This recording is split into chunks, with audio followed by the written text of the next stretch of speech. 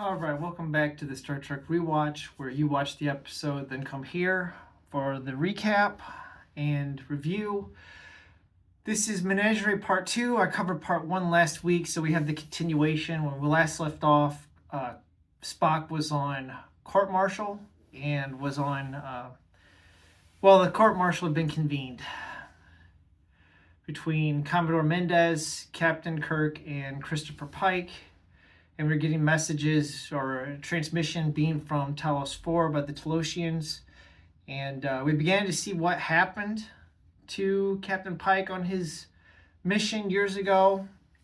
And we get the continuation. So, turns out that the Talosians are trying to use Captain Pike as kind of like an atom.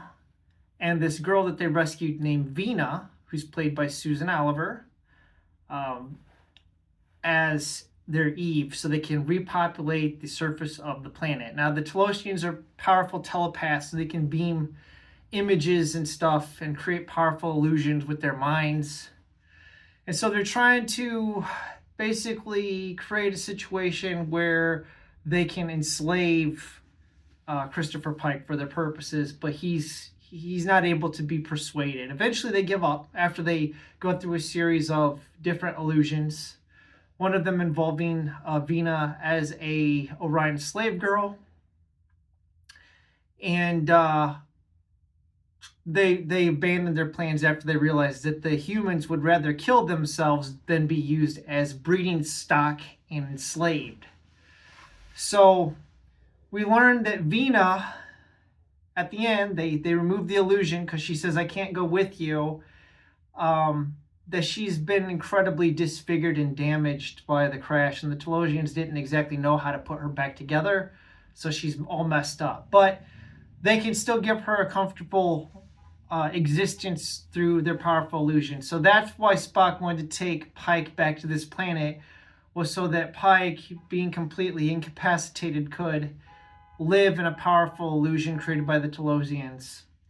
So turns out that Commodore Mendez, was never actually on board. He was an illusion created by the Talosians, which is a little bit weird.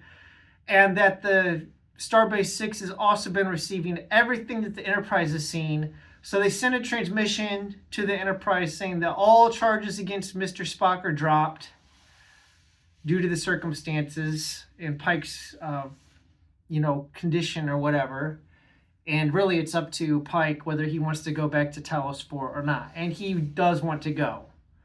And so the last thing we see is Captain Kirk seeing a transmission from Talos IV and the Talosians saying, "Captain Kirk, Captain Pike has his illusion. You have your reality. I can't remember the last line. May yours be as pleasant or as sweet as his," or something along those lines.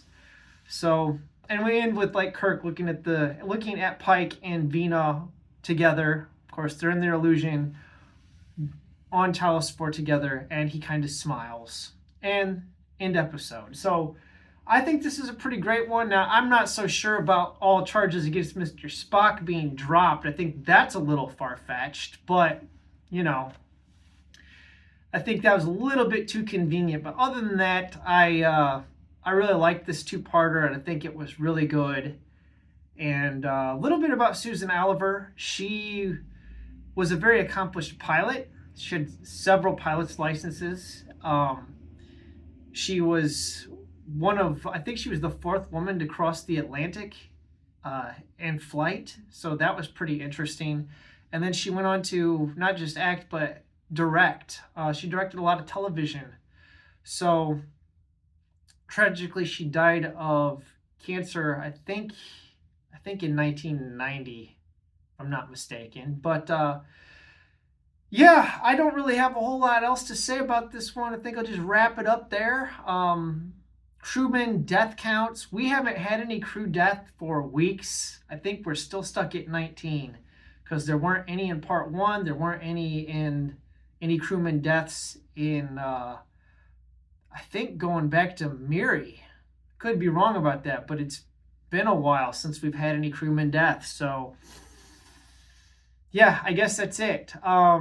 Next week, I think, is Conscience of the King, which I think is a has a Shakespearean tie-in, if I'm not mistaken. I think the lady on there is playing Lady Macbeth in a play. So we'll find out about Kodos the Executioner next time around. All right, thanks for watching, and as always, have a wonderful day.